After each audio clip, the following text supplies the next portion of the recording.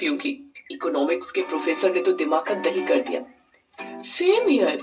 पता नहीं इतने बोरिंग सब्जेक्ट पर सरकार बैन क्यों नहीं लगा देती। तुम लोग भी ना कुछ भी कहती हो, इकोनॉमिक्स से अच्छा सब्जेक्ट तो कोई नहीं। I love economics. जैसी तू बोरिंग वैसी तेरा सब्जेक्ट भी। आकांक्षा के ऐसा कहते ही सभी लड़कियां खिलखिलाकर हंस पड़ी। प्रीति को अपनी सहेलियों की इस हरकत पर गुस्सा आ गया, इसलिए वो वहां से उठी और बाहर कॉलेज के गार्डन में आ गई। उसे वहां से जाता देखकर आशीष भी उसके पीछे पीछे गार्डन में आ गया। प्रीति गार्डन में लगे गेंदे के फूल को घूर कर देख रही थी और आशीष उसे।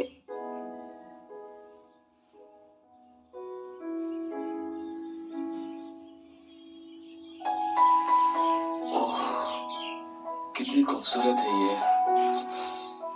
सिर्फ आए ही भरेगा आशीष या उसे जाकर अपने दिल की बात भी कहेगा। पिछले 1 साल से आशीष मन ही मन प्रीति को चाहता था, लेकिन चाहत का इजहार करने से डरता था। हालांकि हर दिन वो अपने घर के कमरे के आईने के सामने प्रीति को प्रपोज करने की प्रैक्टिस करता, लेकिन प्रीति के सामने आने के बाद वो उसी तरह फेल हो जाता था, जैसे कोई बड़ा खिलाड़ी बड़ी तैयारियों के बाद भी शून्य पर आउट हो जाता है। लेकिन आज उसने तय कर लिया था कि करो या मरो।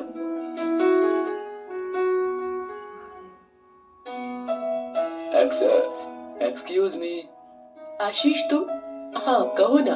प्रीति वो क्या हुआ, ये तुम तुतला क्यों रहे हो? प्रीति, मुझे तुमसे बहुत जरूरी और दिल की बात करनी है। दिल की बात? अरे तुम कुछ गलत मत समझो।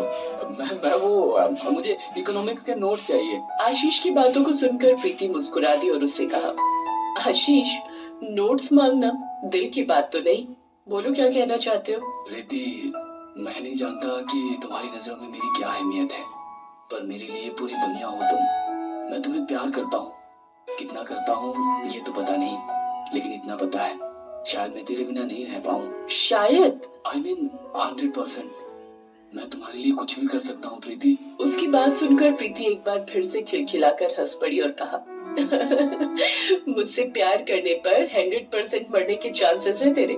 तुझे पता है मैं किसकी बेटी हूँ? माँ कहती है कि प्यार बिना कुछ पता किए हो जाता है। प्रैक्टिकल बन आशीष, अगर मेरे पापा और भैया को पता लग गया तो वो मार देंगे तुम्हें। माँ कहती है जन्म देने वाला और मारने वाला दोनों भगवान है। तुम्हारे पापा और भैया के बारे में तो उन्होंने कुछ नहीं बताया। आशीष की मासूमियत प्रीति पर जादू सा कर गई। उसने मुस्कुराकर उससे कहा, सुन, तेरी माँ तो बहुत अच्छी बातें करती है, तू मिलवाएगा उनसे? प्रीति की बात को सुनकर आशीष कुछ सोचने लगा। ओए क्या हो गया? अभी तो बड़ा प्यार का इजहार कर रहा था और कह रहा था कि मैं तुम्हारे लिए कुछ भी कर सकता हूँ। अब क्या हुआ?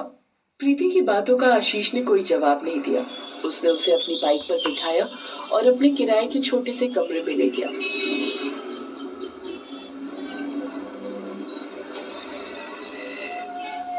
और वहां अपनी माँ की तस्वीर दिखाई, जिस पर फूलों की माला थी। आई एम सॉरी आशीष, तुम्हारी माँ नहीं है।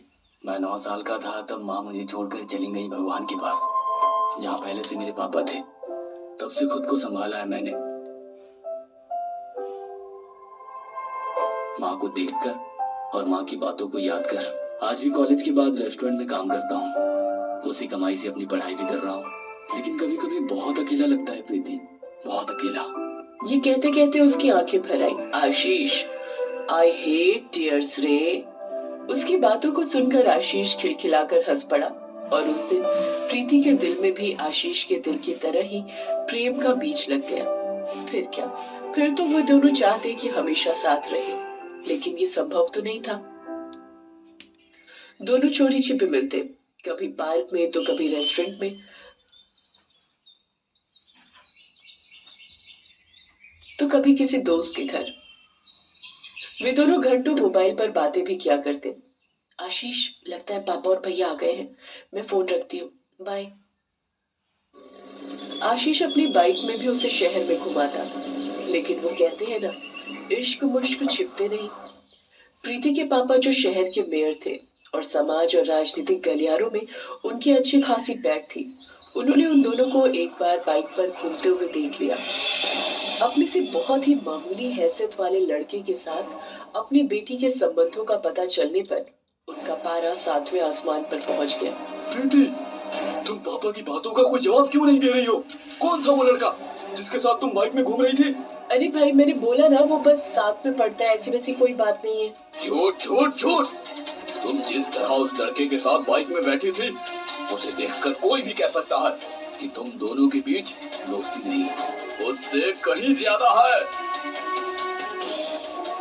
हाँ है ज्यादा। प्यार करती हूँ मैं उससे, और उसके बिना मैं जी नहीं सकती। प्रीति, तू होश में है ना? क्या बोल रही है तू? जो तुम लोगों ने सुना, मैं आशीष से बहुत प्यार करती हूँ, बहुत। अपनी बकवास बंद करो और ये प्यार का भूत अपने सिर से उतार लो। और जहाँ तक रही उस लड़के की बात, तो ज्यादा दिन तक वो जिंदा नहीं रहेगा। प्रीति को उसके घर में बंद कर दिया गया, उसका कॉलेज जाना भी बंद कर दिया गया। यही नहीं, उसका मोबाइल भी उन दोनों ने अपने कब्जे में ले लिया और उस पर कड़ा पहरा बिठा दिया। लेकिन इस घटना के तीसरे दिन किसी तरह प्रीति को मौका मिल गया और वो घर से भाग गई।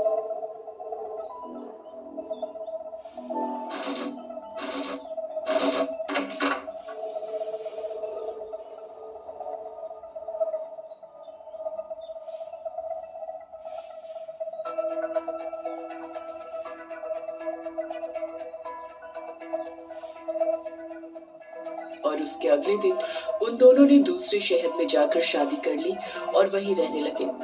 लेकिन उन दोनों के बारे में एक दिन प्रीति के पापा और भाई को पता लग गया। शादी कर ली उसने। इस लड़की ने मेरा नाम मिट्टी में मिला दिया। जिस बदमाश लड़के के लिए उसने मेरे नाम को खराब किया, समाज में मेरी थू थू करवा दी।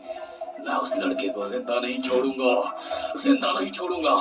उधर प्रीति के शरीर में लगी चोटों से अब भी लगातार खून बह रहा था। अस्पताल पहुंचने से कुछ देर पहले उसने भी दम तोड़ दिया। एक बार फिर से एक प्रेम विवाह अमीर और गरीब में बटे इस समाज की भेंट चढ़ गया।